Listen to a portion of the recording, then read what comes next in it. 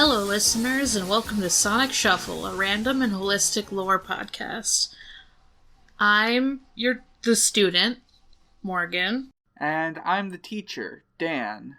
Alright, so what am I learning about this week, Dan? This week we're going through hell of a thing. It's called Adventures of Sonic the Hedgehog, and it is visual nonsense and will be extremely hard to describe in audio form. Oh, good. Should I have maybe watched it this time? Because what I should have done is watched the YouTube poops, because, this is the Pingus one. Yeah. That's all you really... Yeah, that's all you need to know. It's the Pingus one. So... a note on how we're going through this. Originally, I was going to just describe all the characters and recurring characters and stuff, but then I realized there's less recurring characters than I thought. So I'm just going to do what I can consider episodes that are either iconic or lore relevant. With lore relevant, that means explains details about things that might be important or has an actual ongoing plot. For example, towards the end, there's a 4-episode arc that is an actual multi-part adventure. And iconic is stuff like things that are prominently shown in YouTube poops. We're going through the first episode, and that manages to cover both of those bases. Nice. Wow, okay, so you said it's a visual nonsense. Could you elaborate a little bit, maybe? So, this show, which was the product of, which was heavily inspired by the works of Looney Tunes and Rubber Hose Animation, is kind of a nonsense. It's the world seems to be a series of yellow landscapes with occasional landmarks. The characters are all cartoon nonsense. The music is very weird and sometimes just very weird music. I will be including the intro music, and the outro music will probably be one of the many tracks from this show. The cartoon it was made to air in syndication, probably for money reasons, and which is probably also why they have PSAs. Oh my god. If you can get a show to air in syndication, that's just free money. So that means there's 100 episodes and very little ongoing plot. And so, like I said, it's syndication. It didn't just go on one network, it went on a whole bunch of different networks, a lot of local stuff. It also includes PSAs called Sonic Says, which I think you could get a certain amount of money if you did PSAs on your show, because that made it technically count as educational. Oh my god. Is that why Yugi tells you to not smoke weed? Or I Yami? think so, yes. That's incredible. Oh man, okay, so I was just watching the intro, and I think I've seen an episode of this that is, and then I've seen YouTube poops, but sorry for the noise. My cat's of course being noisy now of all times. I don't mind. Just more editing. So, what was the episode to the best of your memory? I don't remember a whole lot. I just remember the drill robot guy and the chicken robot guy, but I don't remember fucking anything. And I think it's just because, it seems like it's just a show that's a lot of bright colors and nonsense happening. It has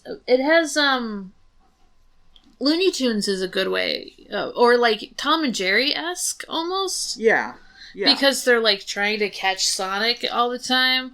It's almost, it's the bad guys are Tom and Sonic and Tails are Jerry, kinda. Alright, so I figure we can get into the first episode since it is basically an origin story. So, the episode starts and Sonic is running, and Tails is there too. Sonic sees a city in the distance and he says, "Civilization." Then, two robots named Scratch and Grounder sneak up and catch Sonic with a pair of robot arms that come out of a tree branch. Sonic decides to distract them and tell them the story of how they first met. I guess maybe they're cutting something up, but maybe there's probably no actual reason. Yeah, what? What a weird distraction choice. I think, is Scratch the chicken? Yeah, so Scratch is the chicken and Grounder is the drill robot. Is the drill, okay. Let me just copy and paste an image into the chat, which will also be in the show notes. Whoops, that's the wrong channel. There's the channel. Yeah, so that's Scratch and Grounder. They're in love. No, oh man. Okay, so I don't know why I have such, like, a memory of these two, but are they very, like, the two, like, doofuses of the show? Are they kind of like the Pain and Panic, like in Hercules, or like the Rex and Weevil of this show? Yes, exactly. Yeah, that's who they are. They are the first of their kind, one of many. We will encounter several different pairs of robots over the course of this series that are like that. You've got Boko and Dako in Sonic X. You've got those bounty hunters from Underground, whose names I do not remember. And you've got the Orbot and Cubot in the main series. You gotta have your dynamic duos, I guess.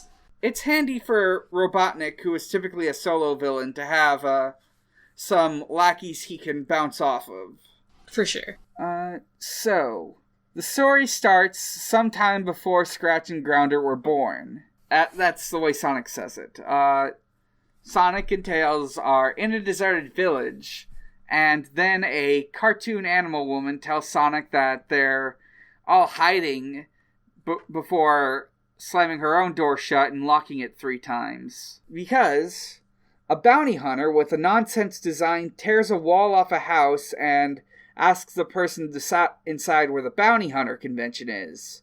The lady screams and runs away. Sonic sees this as an opportunity to ruin some villains' days and seeks out the convention center. At the convention center, Dr. Robotnik, who is famously voiced by a blues singer, and I think he's gay? I can't remember. His name is Long John Baldry, and he gives it his all in this. He hams it the fuck up. I am going to provide an image of what Adventures of Sonic the Hedgehog Robotnik looks like, and in fact, this one is a meme. He doesn't normally wear this hat and carry a diploma. Damn, that's too bad. What if that was just like, he's just very proud of his degree? Couldn't be me. He states his iconic line, "I hate that hedgehog," and when he says it, his teeth have the word hate carved into them and then break apart. Tasty. Dr. Robotnik tells all these robot bounty hunters that since he began to try to take over Mobius, Sonic has been ruining everything. So he offers 1 billion Mobiums for his capture, alive or otherwise. Are they all robots? Are they all robot bounty hunters? It looks like it. And he didn't, like, make them all? I guess not. I don't know. Maybe he did. It's never explained. Interesting. Is there, like... You said this is how who met? how Sonic and Tails met Scratch and Grounder. Oh. Okay. So Sonic is in the crowd and he taunts Robotnik by saying he's worth way more than 1 billion Mobiums. And then he pulls on Robotnik's mustache and says his catchphrase, "I'm waiting." By the way, Sonic is voiced by Jaleel White, famously known for the role of Urkel in Family Matters. Urkel's back, baby. He's not just a singing voice this time. The bounty hunters go after him, and he does some Looney Tunes bullshit to beat them all. Some of these robot bounty hunters are in fact used in Dr. Robotnik's Mean Bean Machine as enemies. I guess I should explain Dr. Robotnik's Mean Bean Machine. Yeah, what? I was like, okay, sure. So, there isn't a whole lot to explain. Maybe I'll save it for a future episode, but the gist is, for some reason, the Sega Genesis port of Puyo Pop, or Puyo Puyo, they decided to, instead of making it the anime-esque characters typically employed in Puyo Puyo games, they made it Dr. Robotnik and various adventures of Sonic the Hedgehog minor baddies. Oh, wow. Is this like... Would this be considered like a miscellaneous game? Or is this like... Is there like canon involved in Puyo Puyo? I'm undecided. I kind of want to put it in miscellaneous just to give it somewhere to talk about, but I could put it in this category just because it pretty much exclusively uses characters from adventures. That's interesting. Is it like... Man, for some reason, when you said...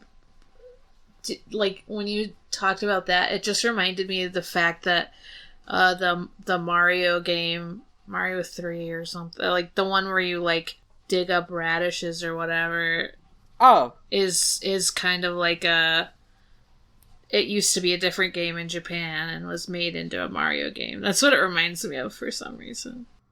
Super Mario Brothers is actually Doki Doki Panic. I bet you didn't know that one. Listener. Yeah, no one knew that one. Obviously, I knew it, but I was like, I don't remember the name of either game, so this is a bad comparison. I just realized. I was like, what's the Doki? Oh. Sonic does some Looney Tunes bullshit, including disguising himself as a ringmaster and tricking some into running over a cliff by covering the cliff with a fake carnival tent. Dr. Robotnik sees all this bullshit happen and decides to go to his lair to form a plan. And then we see Dr. Robotnik's iconic evil lair, a recurring shot in this show. I am posting it right now. I wonder if this Sonic got compared to Roadrunner a lot, because they're both kind of like westernized, like cartoony speedsters. I could see Roadrunner being a big inspiration. There is a very Roadrunner-esque nature to this, to the bulk of this episode. Yeah. Oh man, I love that chubby gold statue. Yeah. It's sort of looks like a 2-floor observatory on a mountaintop, and there's a big statue of Robotnik next to it. Yeah, and he's doing, like, his fist is out. It kind of reminds me of, like, an Nazi salute, but with a fist out instead. But, yeah, like, the observatory has kind of a Leaning Tower of Pisa feel to it, also. With, like, other weird shit. The background's really interesting, I have to say. Yeah, the backgrounds, they seem to be some sort of, like, I don't know how to describe it. It looks... Watercolor. It's like a watercolor background. It's, like, red and splotchy, but, like, in a very interesting way. And the clouds are, like, speckled, though. Yeah. very unusual look. I like it. Dr. Robotnik decides that he's going to build some robots to hunt down Sonic. In a Professor Utonium-esque nature, he grabs a bunch of unpleasant objects and academic supplies and throws them into a big machine to make a robot. Yeah, that's how you make them, right? Out comes Scratch. Scratch asks who he is, where he is, and if Robotnik is his mother. Oh my god, did he start as like a chick? Or is he just like come out full grown as Scratch? He comes out fully formed. Damn, that would be so like funny if it was just like cute little chick robot. There's like a line like 30 seconds after this where he says he was just hatched. But it might just be a chicken pun. So Robotnik says he's going to clone Scratch to make a second robot. So he takes out one of Scratch's tail feathers, throws it into the robot machine, and pulls some big cartoon levers. Scratch also throws one, but Robotnik's pissed because that one wasn't supposed to be pulled. So instead of an exact duplicate of Scratch, Grounder comes out instead. And then Scratch and Grounder immediately get into a fight about which one is more loved by Dr. Robotnik. It's sort of a recurring source of conflict that they both seek to be more loved by Robotnik than the other. Why did they go with like full robot if they were gonna do cloning? Like, I know this is just nonsense show, but like they could have done the cool like roboticized animal thing that other Sonic stuff has done. Yeah, I mean, this game is definitely... this show is definitely coming out after Sonic 2 gets made. Before Sonic 3 and Knuckles, but after 2, so it's not like roboticizing hasn't been an established thing. Right. Robotnik breaks up the fight and tells him to go catch Sonic. A third robot, named Coconuts, shows up to tell the audience that he was demoted to sanitation after Scratch and Grounder were made, and he also wants to catch Sonic and get his place back. What does Coconuts look like? Okay, let me just post an image of Coconuts. I think he's actually he's modeled after one of the first enemies you run across in Sonic 2. Actually, all of these robots are modeled a little bit after a Sonic 2 robot. Like, Grounder is modeled after a robot that is seen in... Oh, I'm trying to remember the name. Coconut's stomach looks like a Tamagotchi. Huh, I guess it does. I never noticed that. Grounder's modeled after a robot that shows up in Labyrinth Zone, and I'm suddenly forgetting the name of the water level in Sonic 2. Aquatic Ruin Zone. And Scratch is modeled after these chicken robots that show up in Wing Fortress Zone in Sonic 2. That's the basics. We cut to a series of scenes of Coconuts and Scratch and Grounder trying to catch Sonic. In the first one, Coconuts is disguised as a person working at a hot dog place where Sonic wants to get chili dogs. Chili dogs! I think this is the thing that defines Sonic as the chili dog lover. Because chili dogs come up a lot in this show.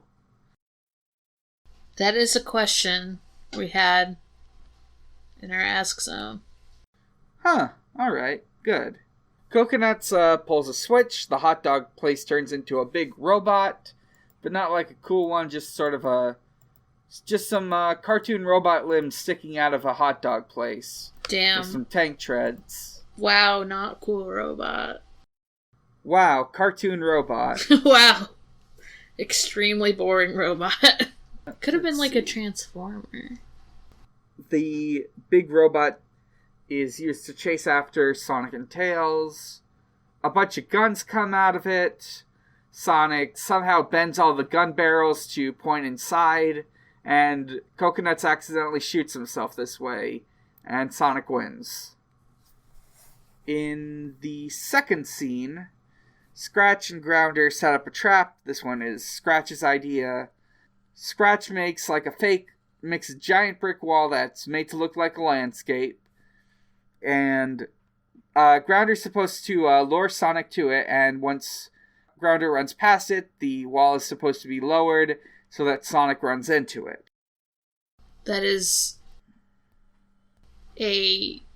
that's just fucking Roadrunner. Yeah. That's just fucking Roadrunner. Like, they're ripping off. Like, yeah, inspired by... No. I mean, if you look at Milton Knight's work, there is some genuinely heavy influence from, like, cartoon stuff, and it is kind of fascinating to look at his work. Oh. Like, there is, like, this old... There was some reference sheet for Dr. Robotnik, and, like, the notes being made on it are kind of fun and interesting to look at. Like, the show is not great, but I have a respect for it. Oh, yeah, for sure. Like I said, I think even if there's a lot of weirdness as far as backgrounds go, like, for there just being a lot of, like, planes of existence, it's all hand-drawn. It's all, like, painted, right? Like, it's old enough that everything is by hand, so it's pretty impressive. So, in order to do this, Grounder turns one of his drills into a pumpkin and throws it at Sonic to lure... Yeah, he blows on it, or he blows on one hand, and the other hand turns into a pumpkin. I don't know why or how this works, but it just does. This is the kind of random humor that fucking made my humor terrible when I was in middle school. God, yeah. So, he tries to lure Sonic into the chase, but Sonic beats Grounder, grabs the rope holding up the wall, lets go of it, and then Grounder runs into the wall. Sonic wins again. Scene number 3 starts. Scratch and Grounder are hiding behind a bush, and Scratch puts on a glove that turns into a fake sexy furry lady. Oh, I don't like that. You said a glove that does that? Yeah, he just puts on a glove. It's got a sort of like cartoon pull string on it, and he pulls on it, and it turns into a sexy lady. Lovely. I guess they do. Yeah, I mean, I don't know why I'm surprised. I guess it's been a while since I've seen an old cartoon. That's just kind of a thing that happens.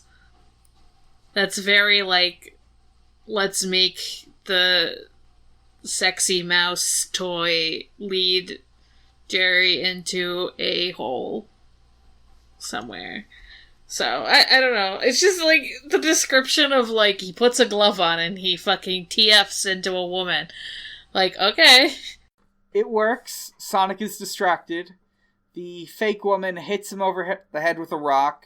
Scratch and Grounder activate a pit trap by pulling on the road like it were a carpet, and Sonic falls down a hole. Honestly, most of the fun of this is just the hard part is taking my notes to describe a cartoon scene in word form, and then the fun of it is trying to take that and turn the cartoon scene into audio form. Yeah, that's definitely something, because I don't think I could ever do, like, a rewatch podcast of some, like, dumb bullshit old cartoon, like, in its entirety. Because how the hell do you describe, like, so-and-so blows into its fist, makes it bigger, and punches the daylights out of someone? Sonic falls down the hole, but Sonic then spin dashes himself into a buzzsaw and I guess saws his way out, bores his way, whatever works for this phrase. He then disguises himself as a doctor. In Bugs Bunny-esque fashion, Sonic loves to, like, trick his enemies by putting on disguises. So this Sonic is not a dumbass. He's, like, smart. Yeah. Or everyone around him is dumbasses. I don't know. I think Sonic is, like, actually smart. He's crafty. He's wily. He's Bugs Bunny, basically. It's very interesting to get all these different Sonics. He does some Looney Tunes bullshit that involves tales like getting a crane and throwing anvils at them, and then Scratch and Grounder fall into the hole they wanted to trap Sonic in. Then scene 4 starts. This is the last scene of the bunch. Scratch and Grounder turns one of his arms into a harpoon gun so he can grapple his way towards Tails and catch him with a butterfly net. They tell Sonic to give up or they will hurt Tails, and Sonic says okay. Sonic's put into a cage, Tails is put into the stocks. They call Robotnik up on a big phone that's attached to Grounder and tell him to come by. Coconut shows up. He ties up Scratch and Grounder and wants to take the credit. Sonic is able to trick Coconuts into throwing Scratch and Grounder into the cage with him. But when Coconuts opens the door, Sonic runs out, and he throws both of them into the cage instead. Sonic and Tails break free, and then Robotnik is arriving, so Sonic and Tails make a dust cloud, and Sonic uses the telephone communicator thing on Grounder to call Robotnik, and they trick Robotnik into turning off his, he's got the little, hover machine that they use in, that's in the classic games, which, for the sake of convenience, I will call the Eggomatic. Turns off his Eggomatic while he's still high up in the air. He plummets to the ground and lands on the robots, destroying them. And fucking dies because he falls from a height. No. Maybe if this wasn't a cartoon logic show, but this is. So, instead they're just broken up and Robotnik can rebuild them later. We go back to the present and Sonic and Tails escape the trap they're in and they run away. Now it's time for Sonic Says. This Sonic Says is the educational part of Adventures of Sonic the Hedgehog, where Sonic teaches a basic PSA. In this one, Sonic and Tails are surrounded by Scratch, Grounder, and Coconuts. Tails says they should call 911. But Sonic says 911 is only for real emergencies, not things you can handle on your own.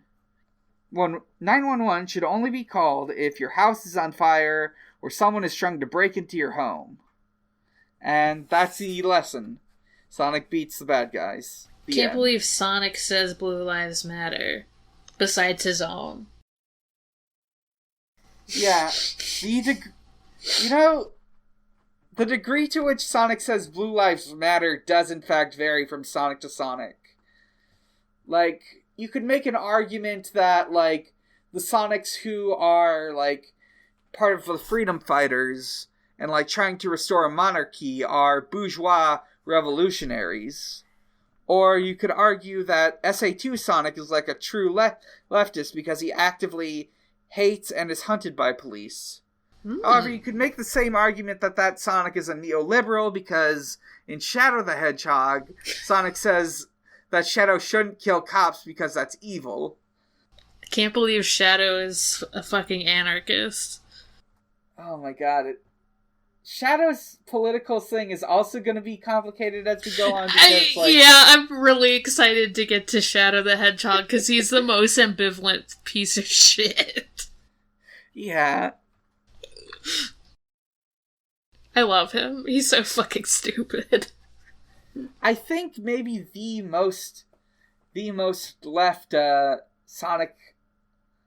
I'm not sure when I say this, I'd have to look more into it, but it's possible that UK Sonic is more leftist just because, like, he is trying to defeat Robotnik, and he is trying to end his reign of tyranny, but he's not trying to restore a monarchy like the other Sonics are.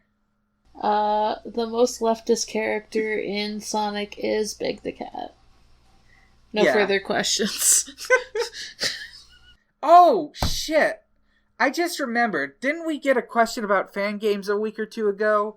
I forgot to mention that I have actually played one other fan game. Yeah, which is... Yeah. The other fan game I played was Big's Big Fishing Adventure 3, which was a sort of like comedic fan game that was promoted on the Sonic Twitter. It's just a silly little fan game where Big has to... It's framed like a visual novel and with some mini games in it, and Big has to find Froggy. I played that one. Also, I should be giving credit where credit's due to fan games, because there's like a whole culture of fan games, and Sonic Mania was made by people who had a history making like full-on Sonic fan games, and there's some really in-depth fan games out there. For sure. Yeah. It's unfortunate the only one I know is the one that is kind of horny. It's like... I would describe Sonic Dreams Collection as sort of an anti-horny. It's like... How to put this? It's like when something tries to use sex in it to be uncomfortable and unnerving. It's not... I might even argue that, like, that Sonic Dreams Collection is a light horror game. Oh yeah, for sure. I would say it's like slightly psychological horror. Slightly. Like, it's more funny than anything, but... Yeah. I feel like I could do an episode on Sonic Dream Collections, honestly. Oh my gosh. I don't know what's happening. Also Sonic Says is spelled S-E-Z. Perfect! I was joking! I wrote that in chat and I was joking. Yeah, it's actually spelled like that. No. On purpose? Yeah, on purpose. Okay, I wasn't sure if it was like some... Okay. Like, cool, like, oh, it has a Z, so it's cool. So, why don't we get into questions? Let's start with Twitter questions. I will open up... Oh, I keep forgetting to check those. Yeah, do you want to read them off? Yeah, I can do that. Just switch it off a little bit. So, is Robotnik, in fact, the sexiest fat man in animation? That was from Max, Max, pay me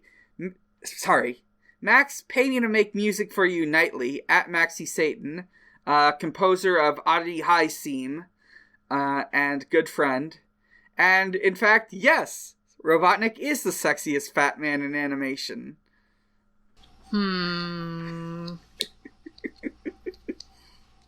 I feel like I should dispute this, but I'm blanking real hard on, like, sexy fat characters at the moment. They exist. I'm just blanking really bad. I know, I can't remember the origin of the joke that Maxie is making. Oh, and there's an oh man, can't believe this fucking... I feel like it's like it was a joke somewhere, and I can't remember. Maybe a YouTube poop or something. But, like, part of the joke was that, like, in the show, part of, like, the design of Dr. Robotnik involves emphasizing, like, his ass for, like, fun cartoon gimmicks. But also, you are heavily emphasizing a giant ass. Damn. He's thick. Do we got Yeeks? Do we got them Yeeks?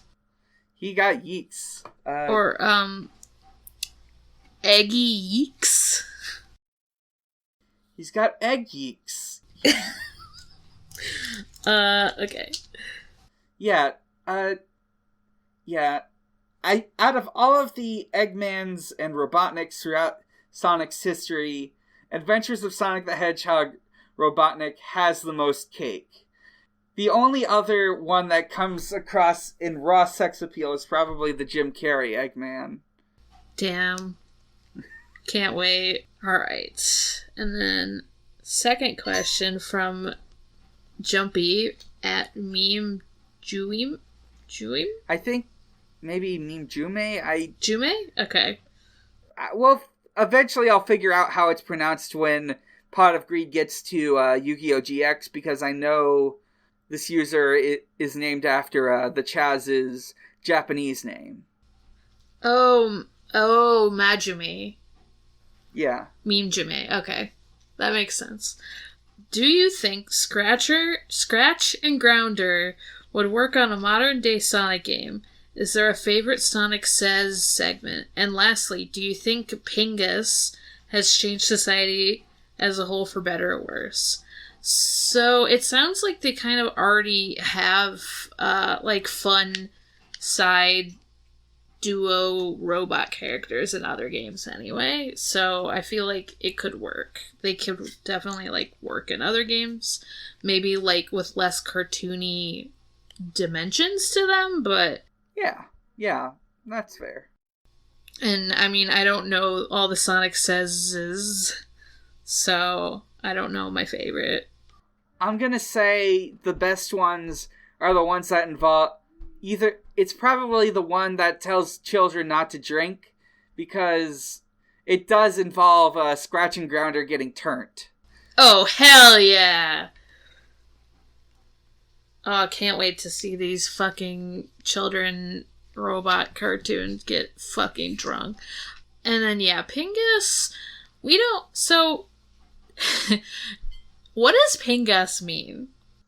So, in one particular episode of My Pingus. Adventures of Sonic the Hedgehog, Dr. Robotnik says, "Snooping as usual, I see."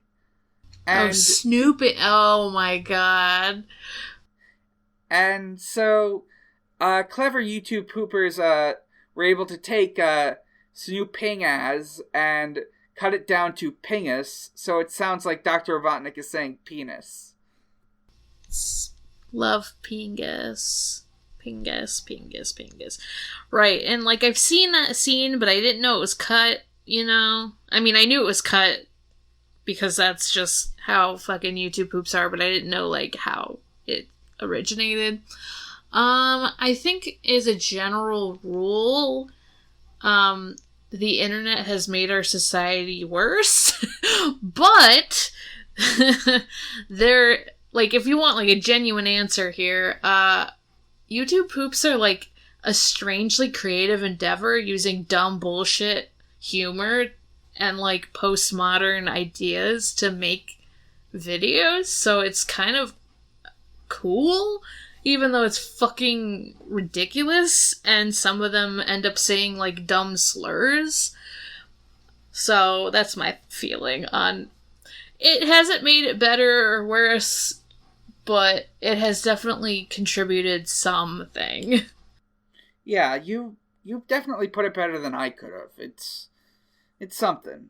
I think the way you've described it does make me think of Tails Gets Trolled.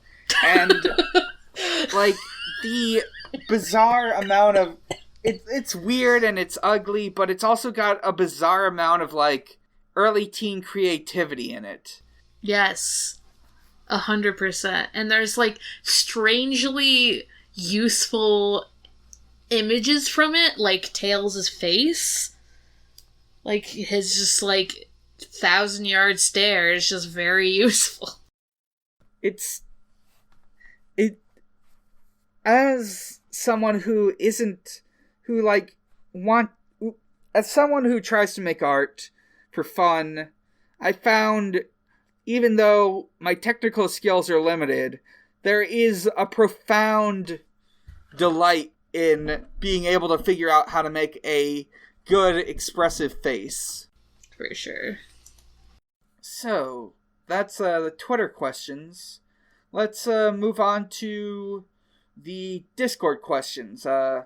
Listeners, if you have not already, join our Discord, and you can go to the channel called Ask Zone, and you can just send questions in whenever you feel like it. This first one is from Mary the Rabbit. You want to read it off? The only Sonic the Comic issues I got to read as a kid were random ones, in which coincidentally all had chaotics in them, making me think they're a way bigger deal in the comics than they were. Are there any Sonic characters who you were surprised to discover didn't actually appear that much? Like, in general? Or in the comics? Maybe, like, I think she means in general, like, if you ever saw, like, a certain character as a kid and thought they were more important than they actually were. So I thought, Rouge was gonna be more important. The Bat, I guess? Yeah. But, like, in general, I thought, like, the woman characters are gonna be more important, and they don't end up being. At least in, like, the games I played. Like, they might be more important later, but... Yeah, I think... I played one game. As far as Rouge goes, I do think, like, she has a decent amount of position in, like, Heroes and 06 and those mid-2000s games, but probably her most relevant appearance to the game's plot was SA2. Yeah, and that's what I played. But I still was like, I don't know. I mean, I know she did the same kind of thing as, like, Knuckles, but for, like, the bad guys, kinda. But, like, I don't know. And I think because I played SA2, I thought she was going to be more important in other media. Right. Because she did show up a decent amount in that game, even if she wasn't, like, the most fleshed out. It was still like, right. She's there, and she does stuff. Mm-hmm. I feel like there's gotta be something that I thought was more important, but I can't quite remember. Maybe... I don't know. Like, I've been a fan for a long time, but I just can't really think of a point where I thought a character was more important than they actually were. Maybe some comic character. How about a character you thought or you want to be more important? So, like, a side character you really like that you wanted to have more of, like, a... They're like, essentially, like, tertiary characters, but you want them to be more, like, secondary to Sonic, at least. Probably the Chaotix, then. Yeah. Like... The Chaotix certainly have their role. They appear a lot in the comics. They've got, like, this whole thing about them where they're like a detective agency and they solve things, but also they're really poor and are just scraping by. There's a fun sort of like a Kitty Noir version, sort of like a Kitty Noir thing about this, like, this cartoon detective agency. I didn't realize they were detectives, but, like, I do love an underdog, and I do love to hear more about the proletariat. No, but I'm kind of interested in them. Like, I kind of want, like, some kind of series based on them. I don't know that much about them, and I'm hoping I'll learn more about them by doing this show, but, like, I like their designs a lot, too. Yeah, I'm very thankful that, like, when the Archie comic was going, they had this second series called Sonic Universe, which, instead of being, like, comics focused on Sonic, were comics focused on other characters in the world, and it was kind of fun to read because, like Ian Flynn would, like, do a whole bunch of stuff to, like, explore characters in ways that explore characters or have them meet characters that they wouldn't normally meet if it was just Sonic going on an adventure. like, I think one of the most iconic and, well, I don't know. There's one very beloved arc called Treasure Team Tango, which is about, like, I believe 3 teams, Amy, Blaze, and Cream, Team Dark, which is Shadow, Rouge, and Omega, and the Hooligans, who are Knack the Weasel, Bean the Dynamite, and Mark the Polar Bear, just all trying to catch... They're all trying to track down, I think, Chaos Emeralds or something, and it's just a fun little adventure. Bean the Dynamite. What kind of animal is a dynamite? Bean the Dynamite is a duck. Okay. They just didn't want to be like, Bean the Duck.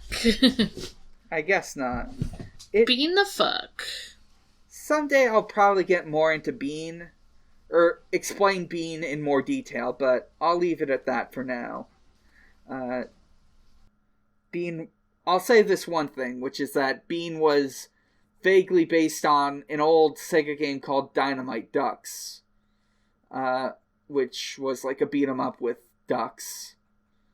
A duck game. And then, I mean, should I read the crossed off question? Yeah, it's a joke one, but I think we should read it. Sure. Also, isn't the Mega Drive a better name than the Genesis? I actually like the Genesis. Like, yeah. I think maybe it's just because I like the fancy word more. I don't know what a Mega Drive is. It just sounds like an SD card thing. Oops, sorry, my phone goes off at 9:30. Yeah, in Japan and the UK, the Sega Genesis was called the Sega Mega Drive. I guess it would be more accurate to say that in America, the Mega Drive was called the Genesis. And that's really more where it's stuck. And I guess, like, North and South America, maybe. Yeah, I mean, I like Genesis, but that's also, like, what I knew growing up. And then that was also by Mary. The next question is from, Ogani? Ogan? It looks like Oganj. Oganj? I don't know why I read that J as an I. Where did the whole chili dog thing come from? Which we kind of talked about. Yeah. It might be from this.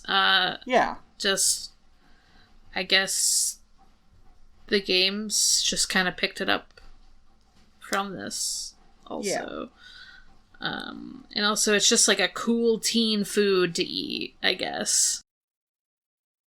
You know, like, instead of pizza, they're like, let's go with chili dogs. Because I feel like pizza is a big, like...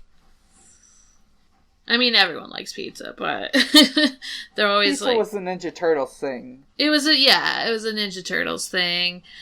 I remember the Teen Titans fucking ordering pizza, that kind of thing.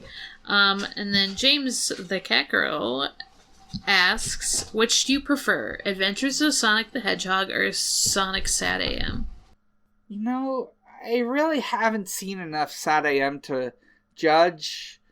I'm worried that Sad AM doesn't hold up as well as it might, as I remember it. Or well, not even remember, because I never watched it as a kid. As good as the 90s kids I watched on YouTube and stuff, and in forums and such growing up, have told me.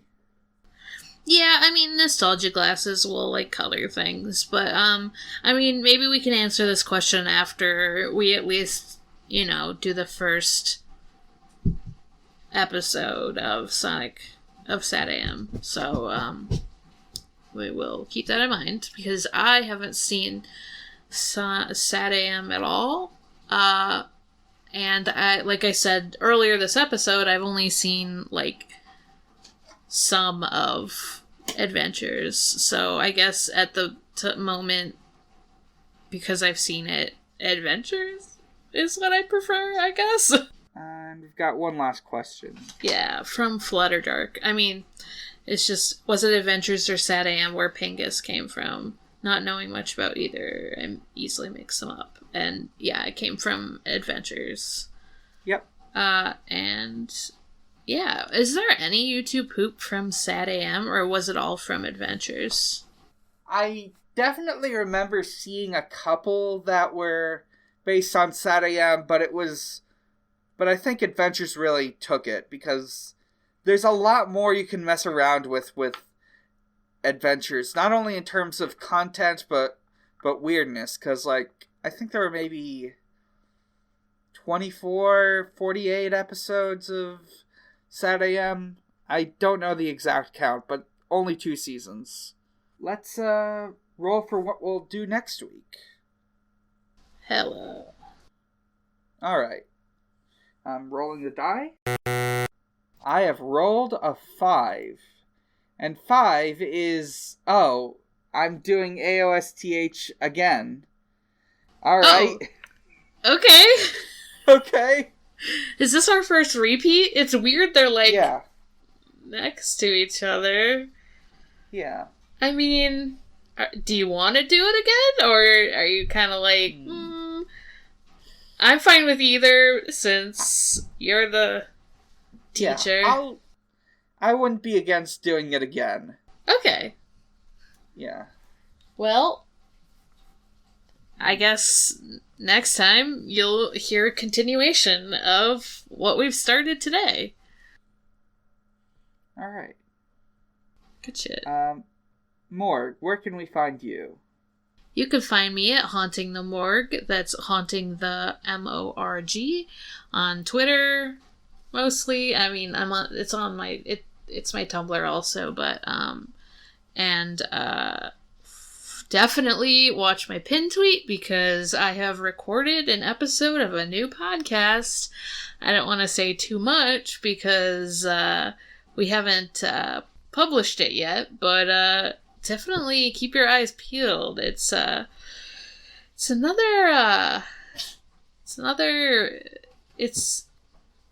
of a rewatch than a teaching podcast, but it may also involve robots, let's say. Very cool ones, perhaps. Maybe.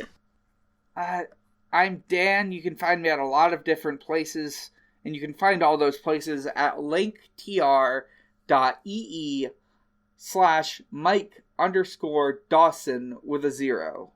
From there, you can find my Twitter, you can find my art blog, you can find my Ko-Fi, you can find my other podcasts I do. You can find Pot of Greed, which is a Yu-Gi-Oh podcast. You can find Stranger's Fiction, which is a one-shot actual play podcast. You can find... Stranger Fiction, good. Yeah, it's really good.